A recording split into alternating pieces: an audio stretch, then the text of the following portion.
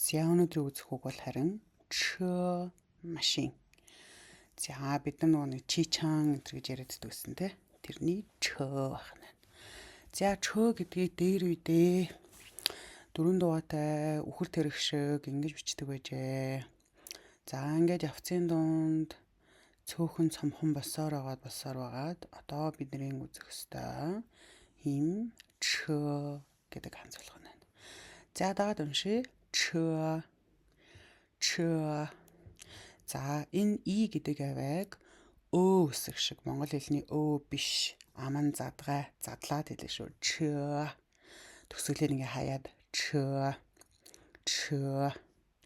За жишээ харъя. Баба ёо чö. За баба аав ёо байгаа. Чö машин. Баба ёо игэ чö хэмэл аавд нэг ширхэг машин байгаа энэ гэх юм тийм ээ. 我们坐车去超市吧. 我们 бид нар 坐 суун гинэ. За ханзын нарыг суун. Ингээд нэг юм төшлөгтэй юм шиг сандлын хоёр талд нь хүн гэдэг ханз байна. Тэгэхээр суух гэдэг ханз байна шүү. 坐 чö машинд. Суун үйл өгтэй холбоотой үг нь яг ардаа орох хэрэгтэй тий. Тэгэхээр суун юунд суух юм? Чö машин суун. Машин суусныхаа дараа яах юм? Чү явна. Хаашаа явах юм? Чаоши супермаркет явна гэнэ. За дагаад уншия. Баба ёо чö. Баба ёо чö. Баба ёо чö. 我们坐车. 我们坐车去超市吧. 去超市吧. 我们坐车去超市吧. 我们坐车去超市吧. За дараагийн жишээ. Ээжийн машин цагаан өнгөтэй гэнэ. За ээжийн машин. Ээжийн гэдгийг д хэлдэг тийм ээ.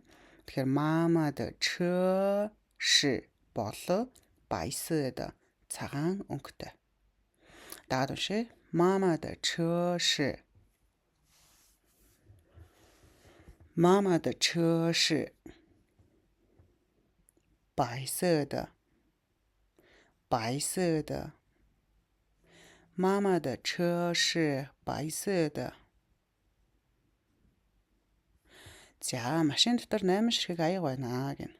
Чö ли ёо гэнэ. За дотор гэдгийг ли гэж хэлэх нь байна. Чö ли ёо байгаа баг 8 ширхэг бэйз аяга. Дагаад уншлаа. Чö ли ёо баг бэйз. Чö ли ёо баг бэйз. Чö ли ёо баг бэйз. Сайн байна. Өнөөдрийн үгс үг чö машин.